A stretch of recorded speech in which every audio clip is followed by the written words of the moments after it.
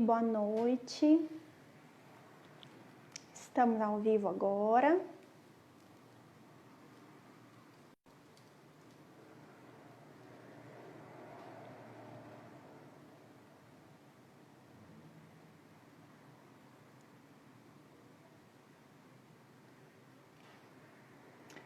Vamos esperar um pouquinho.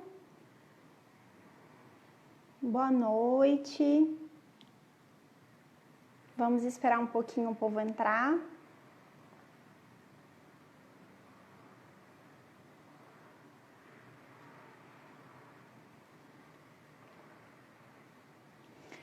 Bom, essa live então de hoje, eu vou falar então um pouquinho sobre orientação à paz. Mais um pouquinho, né? Eu já fiz algumas lives aí com esse tema. Então, vou falar mais um pouquinho sobre orientação à paz hoje. Quem tiver dúvida, pode mandar aqui, tá? Que vai ser um bate-papo também. Eu vou responder aí as dúvidas. Então, se vocês tiverem, vocês podem mandar aí as dúvidas de vocês sobre isso, que eu vou tentar responder todas. Bom, então, não sei se todo mundo aqui sabe, eu sou a Patrícia, sou psicóloga clínica, atendo criança, adulto, jovens, casais, e agora eu estou no doutorado com um projeto de orientação à paz. Então, eu vou desenvolver com a minha orientadora 1 ou 2 programas para orientação de paz voltado para a clínica comportamental. Então, nesse sentido, eu acredito que seja muito importante a gente orientar os pais nesse processo, né, nos processos de atendimento de crianças, para que seja mais efetivo, né, todo o atendimento clínico. Então, algumas pessoas deixaram aqui perguntas ao longo da semana, inclusive já quero agradecer aí as perguntas que as pessoas deixaram e eu vou responder todas aqui. E vocês que estão aqui podem deixar também perguntas se tiverem, tá bom? Para quem entrou agora. Esse vídeo vai ficar salvo também aqui no meu IGTV, então depois se vocês quiserem passar para alguém que tenha interesse, se vocês acharem que pode ajudar, vocês podem divulgar também. Bom, então vamos lá. Brevemente sobre orientação à paz, seria então um auxílio, né, da psicologia aos pais de crianças que de alguma forma têm alguma dificuldade em colocar limites, em dizer não para os filhos, ou alguma dificuldade em como educá-los, né? Então, é um apoio nesse sentido para esses pais. Tem muitos psicólogos que atendem só as crianças, por exemplo, né? E não fazem essa orientação à paz. Pela minha experiência, eu acredito que essa orientação seja bastante importante, porque quando a gente tem o auxílio dos pais no processo, isso enriquece muito e faz com que os resultados sejam mais eficazes, né? E até a curto prazo. Bom, ninguém nasce sabendo ser pai ou sabendo ser mãe, né? A gente não tem aí um manual de instrução, às vezes quando a gente compra alguma coisa, uma TV, algum eletrodoméstico, vem um manual dizendo como que você vai utilizar aquele produto, né? Com relação a ter filhos, não é assim. A gente tem os filhos, eles nascem e a gente vai educando, vai criando. A gente tem um modelo, né, dos nossos pais. Então, a gente tem a forma como a gente foi criado, que vai guiando a forma, muitas vezes, como a gente vai criando os nossos filhos. E aí, a gente, de alguma maneira, a gente consegue perceber coisas que foram boas na criação que a gente recebeu dos nossos pais, que a gente gostaria de repetir isso com os nossos filhos, e outras coisas que a gente observa que não foram tão legais assim para a nossa criação e que a gente não gostaria de repetir isso com os nossos filhos. Esse é um primeiro crivo, né, que a gente pensa. Então, quando a gente vai pensar como é que eu vou criar e educar uma criança, esse é um primeiro crivo que a gente tem. Ai, Carol, saudade também. Então, esse é o nosso primeiro crivo, né? A forma como a gente foi criado. A gente aprende muito por modelo. Então, o jeito como os nossos pais tratavam a gente, o jeito como a gente foi criado, também muitas vezes a gente reproduz, às vezes até sem perceber, com os filhos, né? Porque foi o jeito que a gente aprendeu. Então, muitas vezes, como a gente não sabe lidar, nas situações em que a gente não sabe lidar, a gente faz do jeito que a gente sabe, do jeito que a gente acha, e muitas vezes do jeito que a gente aprendeu, do jeito que fizeram com a gente, né? Boa noite para todo mundo aí que foi chegando. Se vocês quiserem deixando perguntas, vocês podem deixar aí, até ao longo da minha fala eu vou respondendo, tá bom? E aí, muitos pais se encontram, né, com muitas dificuldades aí ao longo desse processo, não sabem o que fazer em muitos momentos, não sabem como lidar, né, se sentem muito culpados. Eu vejo muito isso em consultório, assim, de pais que se sentem culpados. Ai, eu não acertei, ou eu não dou conta de fazer direito, ou eu não consigo fazer meu filho estudar, ou fazer uma tarefa de casa.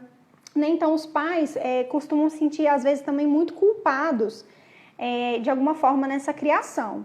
E isso não ajuda, isso mais atrapalha, né, esses pais do que ajuda, porque eles acabam ficando muito presos a acertar, a fazer sempre certo e a não se sentirem culpados, e isso às vezes acaba dificultando, né, colocar limites, ensinar. E outra coisa que acontece muito também é que às vezes os pais ficam com receio da criança ficar chateada com eles. Ai, mas eu não posso fazer isso porque meu filho vai ficar chateado comigo. E aí a gente tem que pensar, se for uma coisa séria, entre o seu filho ficar chateado com você e o seu filho não aprender uma coisa que ele deve aprender, né? O que será que pesa mais aí na balança? O Demerval colocou aqui, o filho não vem com manual. Isso mesmo, eu falei bem no iniciozinho isso, eu concordo muito, né? Então a gente não sabe exatamente o que fazer. Então, um primeiro passo para a criação, e acho que para quem é psicólogo que está aqui me ouvindo, ensinar isso para os pais é que eles vão errar.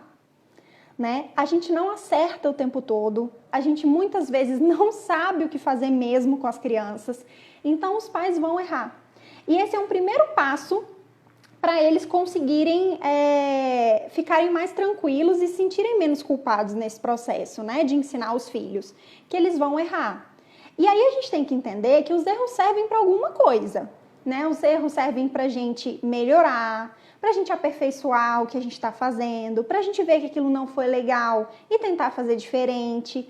O erro serve muito para um aprendizado. Então a gente tem que lembrar que o erro não é de todo ruim, né? E muitas vezes a gente vai errar, com frequência os pais vão errar, e tudo bem. O importante é não ficar persistindo nesse erro, mas sim, o importante é então tentar melhorar. Bom, depois dessa breve introdução aqui, eu vou passar para as perguntas, e aí vocês podem ir escrevendo aí o que vocês quiserem, tá bom? A primeira pergunta que deixaram aqui foi: quando eu posso dar uma chinelada na bunda de uma criança inquieta? Com relação a isso, eu sempre costumo falar para todo mundo que eu, como psicoterapeuta, né, não sou a favor de agressão física.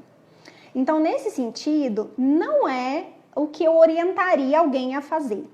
Eu sei que muitas vezes os pais ficam muito irritados, muito bravos, e essa emoção acaba tomando conta e faz com que eles acabem dando uma chinelada na criança, gritando com a criança, ou seja, muitos comportamentos dos pais com as crianças são motivados pela emoção do momento. Então, muitos pais às vezes até falam: ai, Patrícia, eu não queria bater, mas quando eu vi, eu já tinha dado uma chinelada porque eu não aguentei. Eu tava com muita raiva, ele fez isso, ele fez aquilo, né? Então, nesse sentido, eu vejo que, às vezes, esses comportamentos de bater, esses comportamentos mais agressivos, muitas vezes são motivados por emoções. Existe um ditado popular que pode e deve ser adequado, que é: prefiro te fazer chorar hoje do que você me fazer chorar amanhã. Ou seja, faz parte não fazer tudo pelo filho. Com certeza. E acho que ainda tem um outro ponto aqui do que o Demerval está trazendo, que é a questão da negligência. Né? Então, muitos pais, por medo do filho ficar chateado ou por medo, né, do filho ficar muito triste, esses pais acabam sendo negligentes com as crianças. Ou seja, algumas vezes eles acabam não se posicionando, não colocando limite. E isso pode ser considerado uma negligência. né? Porque as crianças, elas de alguma forma precisam de uma orientação e uma supervisão que deve ser feita, né? Então, quando essa supervisão não é realizada, alguns autores chamam esses pais de negligentes, né? Como a Gomide, por exemplo, que é uma autora que escreveu um livro que eu sempre indico, Pais Presentes, Pais Ausentes, Regras e Limites. Acho que esse é o nome completinho. Depois eu até posso passar para quem tiver interesse, me procura no privado, que a gente conversa mais sobre esse livro. Então, nesse sentido, os pais precisam sim, né, impor limites, ensinar regras, né? É muito importante. Regra é muito importante, porque o nosso mundo está cheio de regra. A gente tem regra de como se vestir para ir para o clube, de como se vestir para ir trabalhar, de como se vestir para ir para uma balada. A gente tem regra para tudo. A gente tem regra de trânsito, né? Então eu não posso avançar o sinal vermelho. Para tudo existem regras.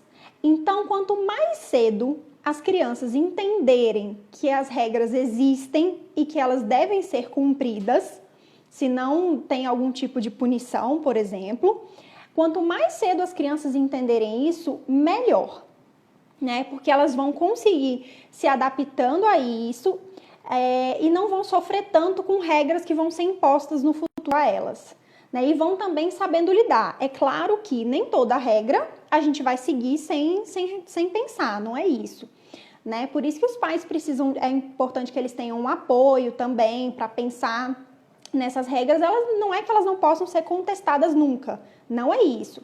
Mas a vida é cheia de regras, é feita de regras. Então, é importante. E as regras para as crianças, elas também dão uma segurança, né? Quando a criança tem regra, ela se sente mais segura, porque ela sabe o que esperam dela. Então, muitas vezes, a criança fica muito triste, porque ela não sabe o que os pais esperam dela. Muitas vezes, os pais não deixam claro o que é. E a regra é uma das formas dos pais deixarem claro o que eles esperam daquela criança. Então, se o pai fala assim, ó, você precisa acordar todos os dias 9 da manhã e fazer sua tarefa, por exemplo. Esse é um tipo de regra. A criança entende o que o pai está esperando dela, né? E aí ela tem como corresponder a essa expectativa ou não. Deixa eu ver aqui uma outra coisa que vocês colocaram. É importante que os pais entendam que é preciso brigar ou chamar a atenção do ato feito e não com uma criança separar quem do que foi feito. Com certeza, isso daqui que o Demerval colocou é super importante. Eu vou até deixar para responder o resto da pergunta daqui a pouco, né? Uma coisa é você entender que você está consequenciando, você está dando uma consequência para o comportamento da criança e não para a criança, né? Então, muitas vezes, os pais vão brigar com a criança e falam coisas assim: você fez isso, você errou, você não fez certo, você não está conseguindo. E esse você, né, é como se fosse um você é. É como se o pai tivesse falado, é quase um você é incompetente, né? E infelizmente alguns pais também falam, né? Você é incompetente, você não dá conta de fazer nada. Alguns pais, em muitos momentos de raiva, falam, você não dá conta de fazer nada, você não faz nada certo, né? E isso é muito prejudicial, porque a criança precisa entender que não é ela, que é o comportamento dela que de alguma forma o pai considerou errado e que precisa ser melhorado, né? Que ela errou em algum momento. Então, se a gente entende que é a gente, o que a gente vai fazer para mudar? Não tem nem como, não vai nascer de novo, né? Agora, se a gente entende que é o nosso comportamento que não foi adequado, a gente tem o que fazer. A gente tem como melhorar, a gente tem como mudar no futuro. Então, eu sempre oriento os pais no sentido de, quando for corrigir, colocar, olha, o seu comportamento não foi legal. O jeito que você falou com a sua avó não foi respeitoso. Vamos tentar no futuro fazer de uma outra forma, né? Não foi respeitoso o seu comportamento. Ou seja, eu não viro para a criança e falo, você é desrespeitoso. né? Eu falo sempre a nível de comportamento. Então, eu sempre oriento isso, porque é muito importante dividir as duas coisas, né? O que a criança é, quem ela é, como ela é, as características e os comportamentos que ela emite. Então, são duas coisas diferentes e é muito importante que o pai deixe claro que ele está falando do comportamento da criança e não da criança. Vamos pensar um exemplo nos adultos, que eu acho que vai ficar fácil de entender o que eu estou falando. Se eu trabalho numa empresa e meu chefe, eu entrego um relatório para o meu chefe e ele fala assim para mim: Patrícia, esse relatório está horrível, você não sabe fazer nada direito, esse seu relatório está horrível, você é incompetente, você não faz relatório direito. Provavelmente eu vou sair da sala chorando, né? Já super triste. Nossa, eu não consigo, eu não dou conta, eu não fiz o negócio direito e eu trago aquilo para mim e não para o meu comportamento. É diferente de um chefe que vira e fala assim: Patrícia, esse relatório não tá legal, mas eu já falei aqui onde é que você pode melhorar e eu quero que você refaça e me entregue ele amanhã. É a mesma coisa quando a gente vai falar com as crianças. Uma coisa é você dizer: você não faz nada direito, você não deu conta, você errou, você não tá certo. E outra coisa é eu falar: fulana, isso aqui não pode ser feito desse jeito. Eu gostaria que você fizesse outra coisa agora de outra forma, por exemplo.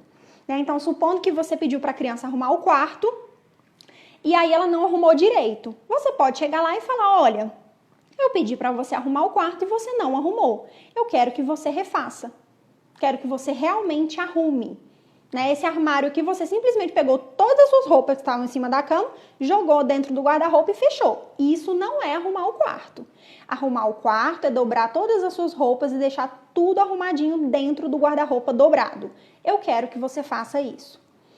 Então, de novo, aí o papel da regra, deixando claro o que você espera da criança, explicando o que ela pode fazer para melhorar e dizendo que foi o comportamento dela que você não concordou, que você não gostou, e não ela, Então, foi o que ela fez que você não aprovou, e não que você não aprove a criança.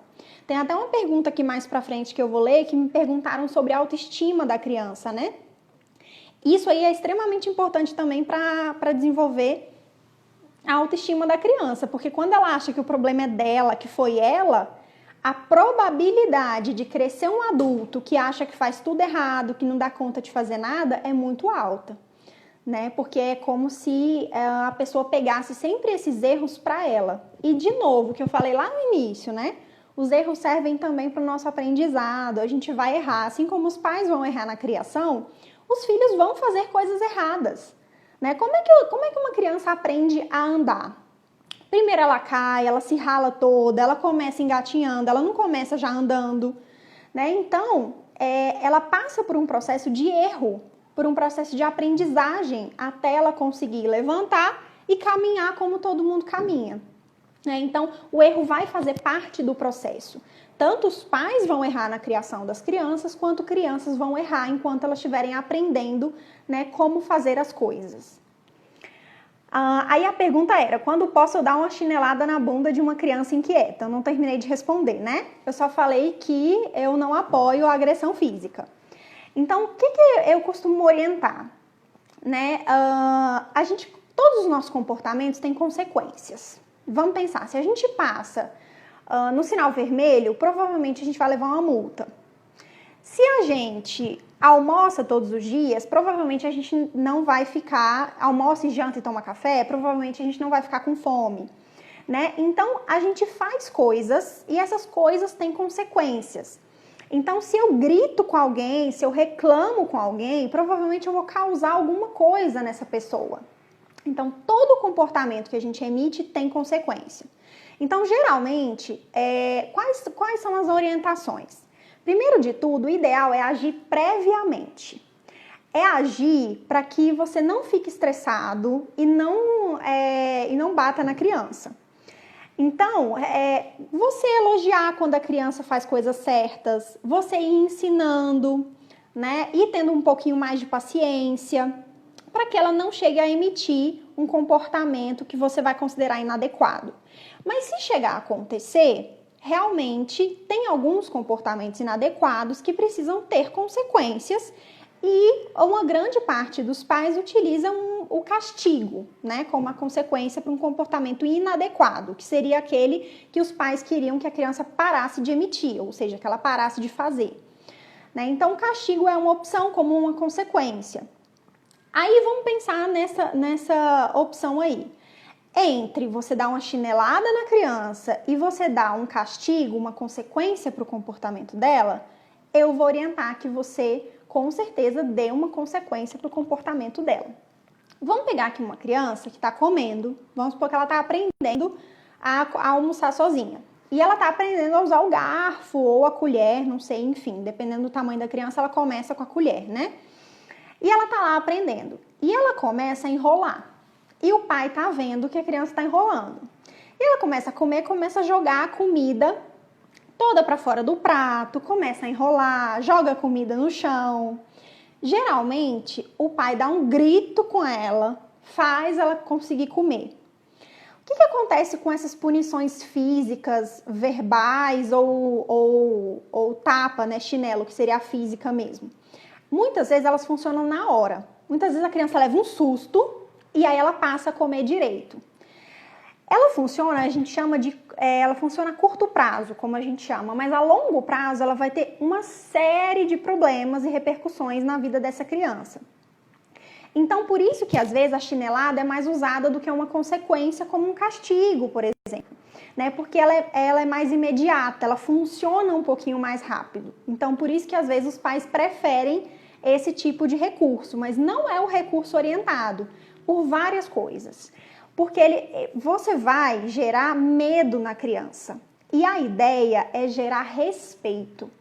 A ideia da orientação à paz é que a criança respeite esses pais. Né, que ela faça coisas com respeito e não por medo. Porque muitas vezes esses pais muito agressivos, que batem nas crianças, que gritam, né, eles geram muito medo nas crianças. Então as crianças, por ficarem com muito medo, elas acabam fazendo logo o que os pais querem. Né, por medo de levar uma chinelada, por medo de gritarem com ela. E aí começa a gerar uma relação de medo da criança pelos seus próprios pais. Né? Então, o ideal é a gente trabalhar para que a criança respeite e não tenha medo, tá? Nesse caso, o que eu orientaria a fazer nesse exemplo que eu dei? Falar com a criança, por exemplo. Olha, se você jogar no chão, você vai ter que catar. É você que vai limpar. Não pode jogar comida no chão. Né? E aí, por exemplo, se a criança jogou, ao final, quando ela acabar de comer, ela vai descer da cadeirinha e vai limpar. Ah, Patrícia, mas ela não vai limpar direito, então por isso que eu não deixo ela limpar. Não tem problema. Nem que depois de um tempo você limpe, né? Mas essa é uma consequência importante. Né? As crianças aprenderem que se sujou, elas devem limpar. Se quebrou, elas devem tentar consertar se tiver conserto. Né? Se elas erraram, elas podem pedir desculpa. Então, são consequências que são importantes de serem colocadas. Né? Então, essa criança simplesmente pode descer e limpar a sujeira que ela fez. Né? Tem umas vassourinhas infantis, tem rodinho infantil. Né? Ou então, você mesmo pode ensinar, não, você vai pegar esse pano aqui, vai juntar assim, né? Isso provavelmente vai funcionar muito mais do que um grito, né? Isso vai fazer com que a criança tenha respeito, isso vai fazer com que a criança entenda que os comportamentos têm consequências, que se ela sujou, ela vai ter que limpar, né? E a longo prazo, isso contribui muito para o desenvolvimento dessa criança, em termos de autonomia, né? Em termos de não desrespeitar os outros, porque também a gente tem que lembrar que as crianças aprendem por modelo. Do mesmo jeito que no início da live eu comentei com vocês que muitos pais repetem com as crianças o que os pais deles fizeram com eles, né? Então, por exemplo, se meu pai me dava chinelada, então provavelmente eu vou dar chinelada no meu filho, né? Se eu aprendi a resolver os problemas desse jeito, eu resolvo com meu filho desse jeito. Do mesmo jeito que eu aprendi coisas com meu pai e com a minha mãe, meus filhos vão aprender coisas comigo. Então, se eu ensino para o meu filho que a forma de resolver um problema é batendo, é dando uma chinelada, é gritando, como é que vocês acham que essa criança vai resolver os problemas dela lá na escola? Vocês não acham que ela pode repetir esse modelo? Né? Supondo lá que a coleguinha frustrou ela em alguma coisa. Provavelmente ela vai dar um grito com essa colega. Se a criança aprende que a forma de resolver problemas é com agressividade, ela provavelmente pode repetir isso em outros contextos. Então ela pode ser agressiva com outras pessoas. Então muitas pessoas às vezes chegam para mim, ai Patrícia, eu não sei o que eu faço, minha filha bate em todo mundo da escola. Eu falo, é mesmo? Me conta um pouquinho, como é que você reage quando ela faz alguma coisa errada? Ah, eu fico muito estressada e dou umas chineladas nela. Né? Então, como é que essa criança pode ter aprendido? Uma das formas da gente aprender é por modelo. Né? Então, se a gente aprende que isso é um jeito de resolver problemas, provavelmente a gente pode repetir esse modelo. Lembrando, gente, que tudo que eu tô falando aqui é em termos de probabilidade. Tá? Não é em termos de causa e efeito, não é porque você deu uma chinelada na criança hoje que amanhã ela vai estar querendo bater em todo mundo na escola. Não é isso, eu estou falando em termos de probabilidade e em termos do que a gente acaba ensinando para as crianças. Vamos para a próxima pergunta aqui. Se tiver mais alguma coisa sobre isso, vocês podem escrever aí no chat. Como falar para um bebê de 2 anos que não pode sair? Eu falei, bichinho, e ele tá com medo. Bom, falar para uma criança que não pode sair é como emitir qualquer outra regra, né? Não pode jogar comida no chão, não pode comer comida do chão do meio da rua, colocar na boca, não pode colocar celular e controle remoto na boca. Então, dizer para uma criança que não pode sair de casa em tempos de quarentena é emitir uma regra, né? Como qualquer outra regra. Então, e isso realmente pode frustrar a criança, né? Aqui na pergunta fala que ele tá com medo. Isso pode gerar alguns sentimentos na criança, né? Medo, insegurança, às vezes raiva, às vezes irritação. Mas se realmente não pode sair, né? Que é o caso aí que a gente viveu um tempo de isolamento social de todo mundo dentro de casa, é importante ensinar para as crianças que tem algumas regras que sim devem ser seguidas. Né? Então, mesmo que a criança fique chateada, ou irritada ou com medo. E se, no caso dessa pergunta aqui, falaram que a criança está com medo, né? Conversar sobre a criança sobre esse medo. Medo de quê? Né? Porque às vezes a criança está com medo ilusório de alguma coisa que nem existe. Então, é uma oportunidade de você conversar com a criança sobre isso. Uma outra coisa muito importante é que os pais devem valorizar os sentimentos das crianças. Vamos pensar que a gente adulto, quando a gente vai contar alguma coisa para alguém, se a gente vai falar para alguém que a gente está chateado, que a gente está triste e a pessoa nem dá bola, como é que a gente se sente? Né? Então, assim, é muito importante que a gente valorize os sentimentos das crianças. Que a gente fale, olha, eu te entendo, eu estou aqui, eu vou te ajudar, né? Mostrar apoio, passar segurança para essa criança. Né? E valorizar os sentimentos dela. Olha, realmente, muitas vezes a gente sente medo, muitas vezes a gente fica com raiva, muitas vezes a gente fica triste e faz parte. Né? Às vezes a gente acaba vivendo numa sociedade em que todo mundo tem que ser feliz, né? Que nas redes sociais todo mundo é feliz, todo mundo posta foto sorrindo e que não dá para ser triste, tem que ser todo mundo feliz. Né? Isso não é bem assim. Então, a gente tem que ensinar as nossas crianças de que as emoções fazem parte, que a gente vai sentir tristeza, que a gente vai sentir medo, que a gente vai se frustrar e que tudo passa. Acho que esse é o mais importante. Assim como as nossas felicidades, nossas alegrias passam, a tristeza também passa, o medo também passa, a frustração também passa, né? E ensinar de novo a aprendizagem que a gente pode ter com esses sentimentos. A Sana colocou aqui, e quando um dos pais corrige o filho e outro protege o filho na mesma situação, como agir? Esse é um caso delicadíssimo, porque o que acontece nessa situação? Um desautoriza o outro. Vamos pegar um exemplo de adultos. Você tem 2 chefes. Um chefe que passa a mão na sua cabeça, é o bonzinho, e o outro chefe é o malzinho. Para quem que você vai pedir para sair mais cedo se um dia você precisar? Provavelmente para o chefe bonzinho. Né? Então, o que começa a acontecer? As crianças começam a discriminar e aprender com quem que elas vão falar ou pedir certas coisas. né? Então, se um pai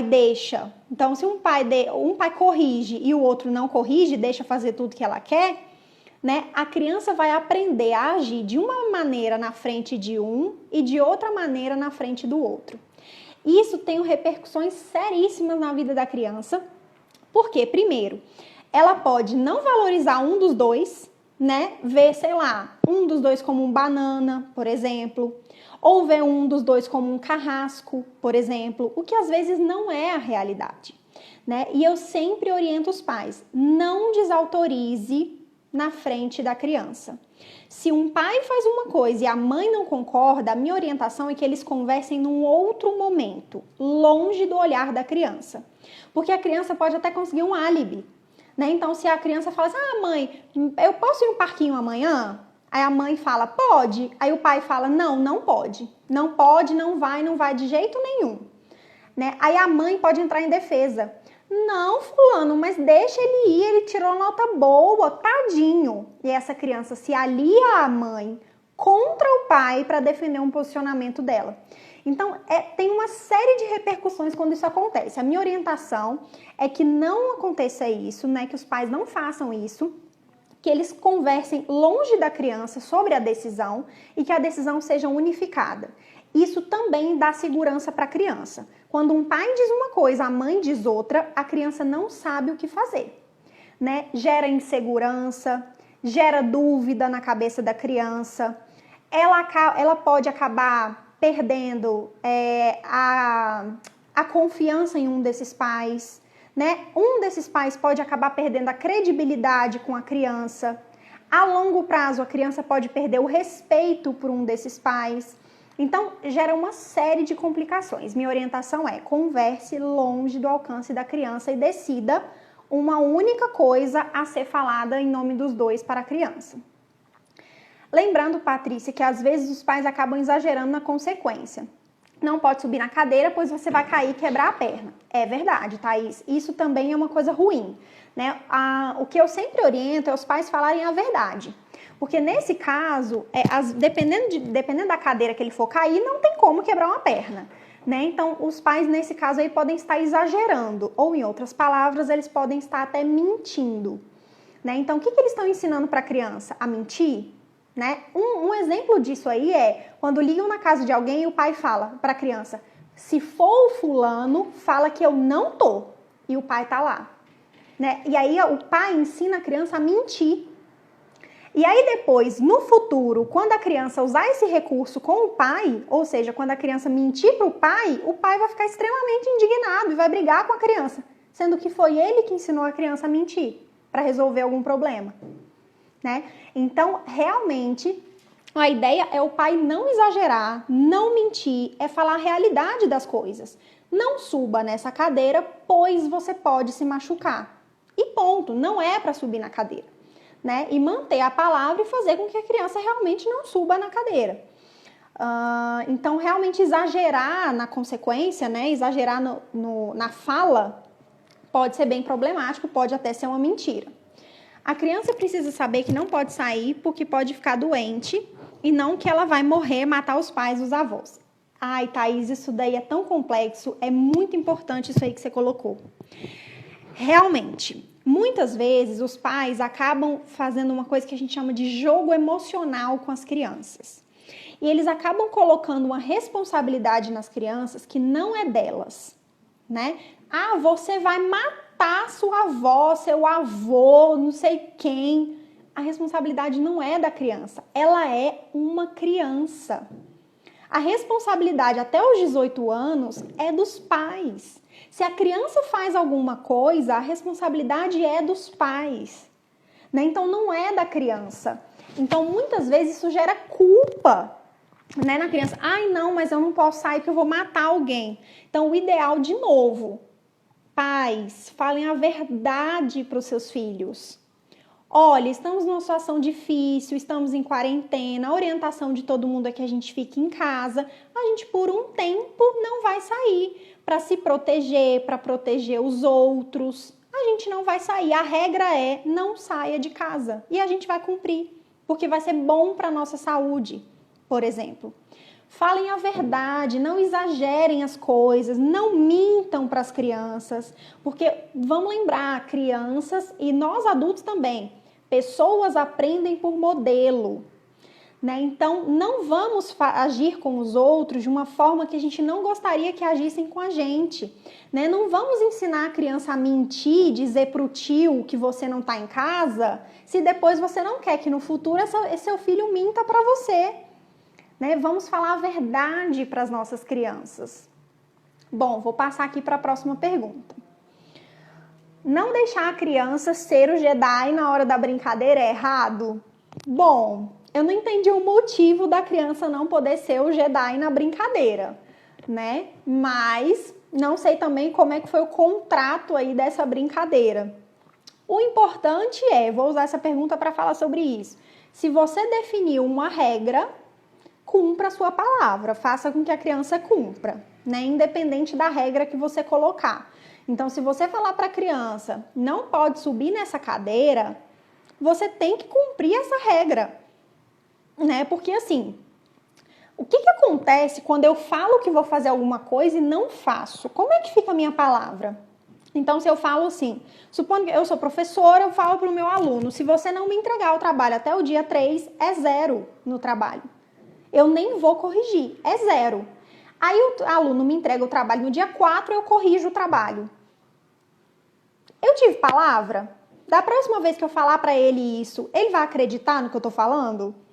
Eu não consegui manter minha palavra. Então, pais que estão me ouvindo e psicólogos que estão me ouvindo, ensinem isso aos pais das crianças que vocês atenderem. Deem exemplo, falem a verdade e cumpram a palavra de vocês. Se vocês falarem, cumpram. É simples, né? Falou, cumpre. Se não der conta de cumprir, volta atrás, pede desculpa, fala que errou. Se não conseguiu cumprir, né, remedia a situação. Mas não deixe de cumprir a palavra. E da próxima vez, tente fazer diferente. Eu sempre falo uma máxima para todos os pais que eu atendo. Se você falar sim, fale. Se for para falar sim, fale sim desde o início. Se for para falar não, é não até o final. Se você deixa um não virar um sim, o que você está ensinando para sua criança? Que ela pode, você está ensinando ela a ficar argumentando com você que você vai deixar. E aí no futuro essa criança vai argumentar para tudo, porque ela aprendeu que se ela ficar argumentando, o não do pai vai virar um sim. Então você ensina a criança a argumentar, você ensina que você não tem palavra, você perde a credibilidade, perde o respeito da criança, né? De novo, gente, em termos de probabilidade, há grande probabilidade dessas coisas que eu tô falando acontecerem, e eu vejo muito isso acontecer. Então não é só na literatura, na prática também. Né? Mas, de novo, em termos probabilísticos, não é uma questão de causa e efeito. E a regra é para todos, não só para criança. Dar exemplo é fundamental. Exatamente. Tem pai que chega reclamando, mas meu filho fala muito palavrão. Já vieram 2, 3 reclamações da escola porque o meu filho fala palavrão, eu não sei o que fazer. Aí você começa a conversar com esse pai, ele fala, não, mas eu não falo palavrão, não. Não, eu não sei onde é que esse menino aprendeu. Eu não falo palavrão. Aí você começa a perguntar mais a fundo, né? Em que momentos que seu filho tá com você? O que vocês fazem juntos? Ah, a gente gosta muito de assistir futebol juntos. Aí eu falo, é mesmo? E aí, como que é no futebol? E quando o seu time perde? Como que é a sua reação? Nossa, eu xingo demais. Eu fico muito bravo quando o juiz faz alguma coisa que eu não concordo. Quando meu time perde, eu xingo o juiz, xingo o time. Ah, é mesmo? Então, será onde que a criança aprendeu a xingar? Né? Então, muitas vezes, nem os próprios pais percebem que eles fazem coisas ensinando as crianças. Né? Então, realmente dar o exemplo é fundamental. Então, se o pai xinga no futebol num momento em que ele está frustrado, o que provavelmente ele vai ensinar para a criança? Que quando você está frustrado, você pode xingar, para você ficar mais calmo, por exemplo. Né? E às vezes isso é uma coisa que o pai não quer que a criança repita, não quer que a criança faça. E aí fica muito preocupado da criança xingar. Vamos para a próxima pergunta. Quando a criança se esconde com vergonha quando adultos falam com ela, é sinal de preocupação? Bom, a princípio, não. mas eu precisaria entender melhor quem fez essa pergunta, tá? Em que contexto, se esconde de quem, se esconde quando. Eu precisaria entender exatamente como que foi para dizer se é preocupante ou não. Agora, uma coisa que me passa pela cabeça é que quando uma criança se esconde, provavelmente ela quer que alguém a procure. E se isso virar uma brincadeira, isso pode ser extremamente reforçador, né? Então a criança pode receber atenção. Então o pai que estava lá, sei lá, trabalhando, jogando videogame, cozinhando, sei lá, fazendo qualquer outra coisa, a criança se esconde. Às vezes o pai deixa de fazer o que ele está fazendo e vai lá procurar a criança. Ou seja, ele vai dar atenção para a criança, né? Então a gente tem que reparar muito nisso, né? Alguns comportamentos das crianças, a gente deixa de fazer tudo que a gente está fazendo para ir lá dar atenção. Nem que seja uma atenção para brigar, né? Mas até para brigar, você para o que você está fazendo, você olha no olho da criança, você fala com a criança, mesmo que seja um brigar. Então, por exemplo, tem aquela criança, não sei se vocês já viram, que tem uma tomada e elas ficam com o dedinho assim, perto da tomada. Aí elas vão colocando o dedinho perto da tomada e vão olhando pro adulto. Tipo assim, e aí? Você não vai reclamar? Né? Quase que assim, quase que, e aí? Você não vai brigar comigo? Aí o adulto simplesmente, aí enquanto a criança tá boazinha lá, não fazendo nada, brincando com os brinquedos dela, o pai não dá atenção. Aí quando a criança emite um comportamento inadequado, que é colocar o dedo na tomada, o pai fica desesperado, para de fazer o que ele tá fazendo, vai lá, pega a criança, olha para a criança, fala com a criança. Né? Então, onde é que a criança recebeu mais atenção do pai? Quando ela estava emitindo um comportamento adequado, brincando sozinha? Ou quando ela estava emitindo um comportamento inadequado, colocando o dedo na tomada? Onde é que a criança recebeu mais atenção? Então, a gente tem que reparar também uma coisa que a gente chama na análise do comportamento de função. Qual que é a função daquele comportamento da criança? Né? O que motivou a criança a fazer aquilo? O que ela teve como consequência? Então, após emitir um comportamento inadequado, a consequência foi receber a atenção do pai. Logo, esse comportamento vai se manter ou esse comportamento não vai mais acontecer? Provavelmente, esse comportamento vai continuar acontecendo, que é uma coisa que a gente chama de comportamento que está sendo reforçado. Vamos para a próxima pergunta. Como fazer um atendimento personalizado com os pais nessa pandemia? Essa é uma ótima pergunta também. Realmente, pela pandemia, eu e muitos profissionais escolhemos atender online, né? A gente tem, o conselho liberou, a gente tem autorização e os psicólogos que fizeram cadastro são autorizados a atender online, né? A dica que eu dou aqui nesse sentido é você continuar atendendo como se fosse o presencial, né? O psicólogo dá o máximo. Embora seja online essa orientação, que ela não seja diferente de uma orientação presencial. Que nem eu tô falando aqui para vocês. Eu tô falando aqui para vocês coisas que eu falaria para os pais presencialmente. Orientações que eu daria, né, para pais que me procurassem. Então, a gente tentar fazer com que esse meio online não prejudique, né, o nosso trabalho. Para que a gente trabalhe da mesma forma, a gente se empenhe para fazer cada vez melhor. Né? Tem algumas dicas de atendimentos que eu dei em outra live também, como o Zoom, que compartilha a tela com a criança, o Zoom compartilha o mouse com a criança. Então, você pode fazer um atendimento totalmente, né, integrado aí com vídeos, com músicas. A criança manipula o mouse da sua própria tela, então você acompanha o que a criança está fazendo. Então, tem diversos recursos, tem vários vídeos no YouTube, né, de medo, para trabalhar medo com criança.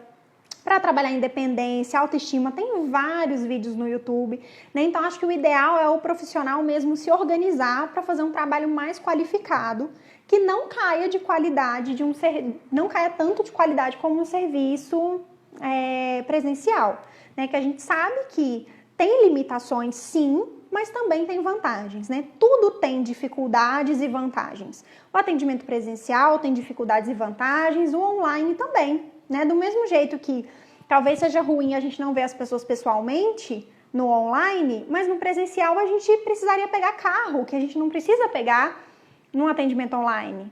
Né? Então tem uma série de coisas que a gente tem que pensar os dois lados de tudo sempre. Tá? Vamos lá, deixa eu ver aqui A Giovana mandou linda.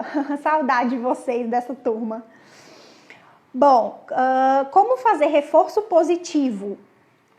Essa pergunta aqui é um pouquinho mais técnica, né? Eu vou falar bem por cima mesmo. O que a gente chama de reforço positivo é uma consequência de um comportamento que vai fazer com que ele se repita no futuro. Então, por exemplo, se eu entro no elevador e falo bom dia e as pessoas respondem, provavelmente eu vou continuar dando bom dia para as próximas pessoas que eu encontrar nos elevadores no futuro. Se eu entro no elevador, falo bom dia e ninguém me responde, isso acontece com certa frequência, provavelmente a longo prazo eu vá deixando de dar bom dia para as pessoas, né? Então os nossos comportamentos são controlados pelas consequências deles, né? Pelas consequências que eles produzem. Então, como os nossos comportamentos são controlados pelas consequências, existem algumas consequências que vão fazer esses comportamentos se manterem, continuarem acontecendo, e existem algumas consequências que vão fazer com que esses comportamentos parem de acontecer. Então, quando a gente fala em reforço positivo, a gente está se referindo a uma consequência que vai fazer com que o comportamento continue acontecendo. Como eu entrar no elevador, dar bom dia e alguém me responder. Né? Como eu ensinar a criança a comer sozinha, né? Aquilo ali ser legal, ser divertido, eu levar como uma brincadeira e a criança continuar cada vez mais aprendendo a comer sozinha no futuro. E aí tem uma outra pergunta: como educar a criança que faz muita coisa errada sem deixá-la com a autoestima prejudicada? Realmente a autoestima, eu já até falei um pouquinho antes aqui, né?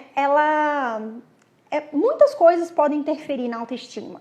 Então eu não tenho como falar assim, faça tal coisa que você não vai prejudicar a autoestima da criança, ou faça tal coisa que a criança vai ter autoestima, né? De novo, para isso também não tem manual.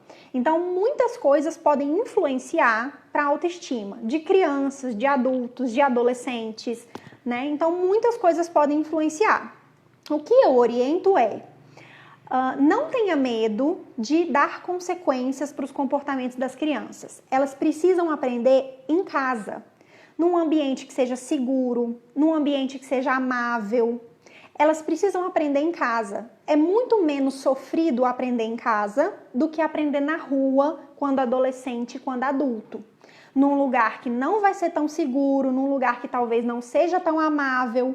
Então, o ideal é que a gente ensine as crianças. É mais prejudicial a gente não ensinar as consequências para os comportamentos do que a gente ficar tão preocupado com a autoestima da criança e não dar a consequência adequada para o comportamento, como um castigo, por exemplo, né? A gente precisa ensinar para as crianças que o mundo tem regras, que os comportamentos têm consequências e que ela precisa aprender algumas coisas.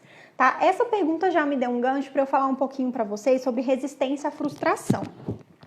Muitas crianças, né, não sabem perder no jogo, por exemplo. Elas vão brincar com os coleguinhas, elas querem ganhar sempre.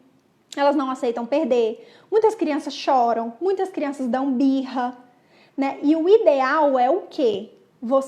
Porque muitos pais, quando a criança chora, dá birra, não sei o quê, pega no colo e fala, não fica triste, não precisa ficar assim, não sei o quê, vamos parar de jogar então.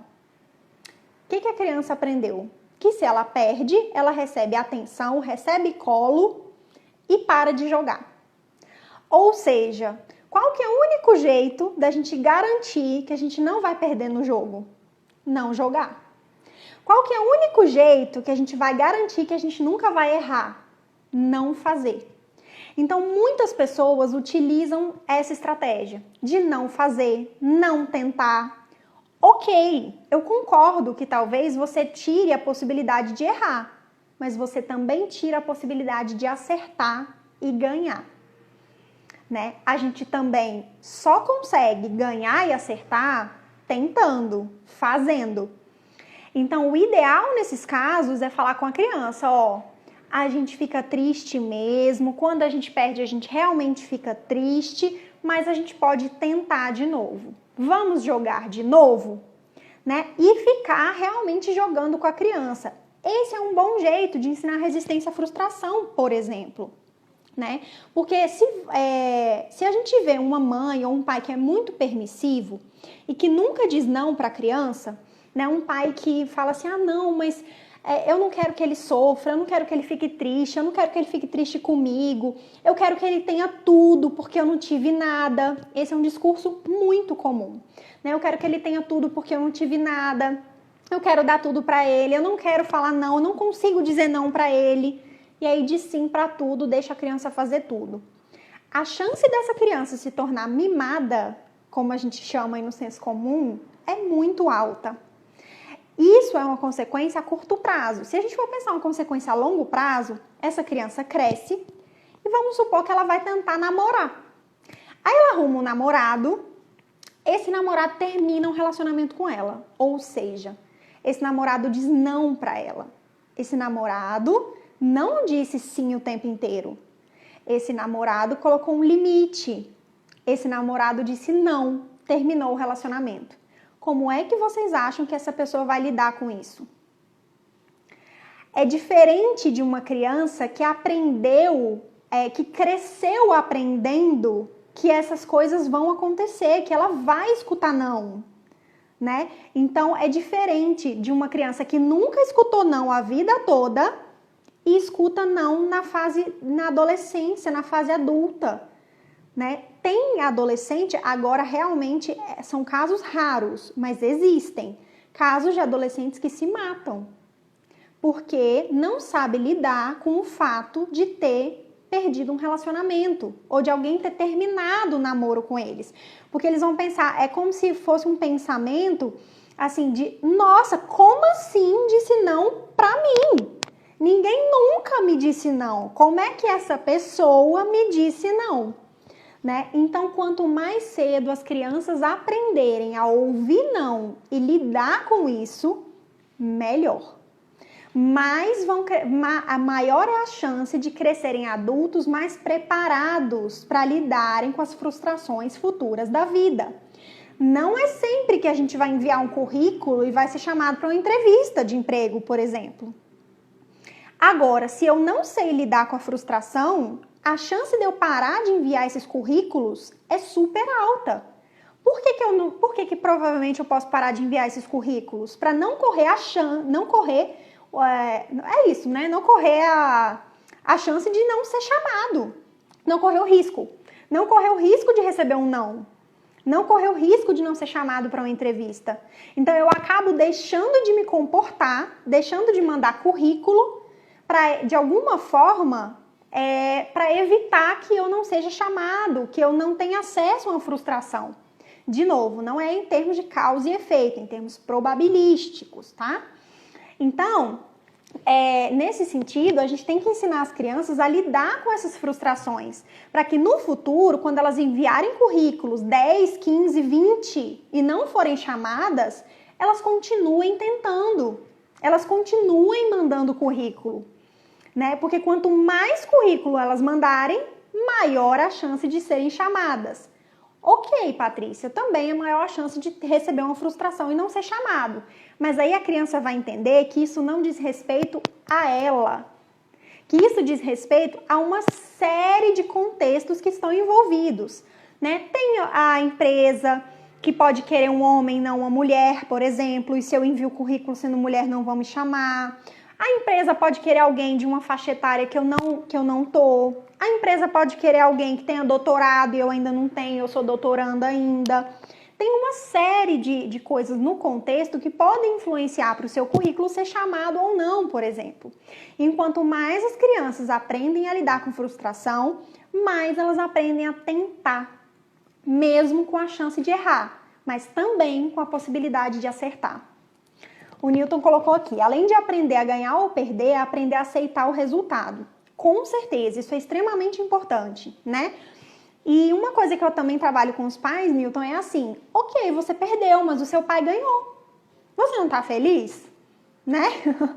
E às vezes a criança fala, não, porque eu só tô feliz se eu ganhar. Mas ok, né? Então, assim, ensinar a criança que ela não tem controle sobre o resultado.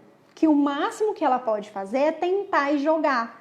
Mas o resultado final, se ela vai ganhar ou perder, ela não tem controle. Isso é uma outra coisa extremamente importante. A gente tem pouquinho tempo, vou ver se eu consigo falar sobre isso. Muitas vezes as crianças acham na infância que elas têm controle sobre as coisas. Então elas já começam um jogo assim, você vai deixar eu ganhar? Você vai me dar dica para eu ganhar? E a gente tem que ensinar as crianças que elas não têm controle sobre muitas coisas, inclusive sobre o resultado de uma partida de um jogo.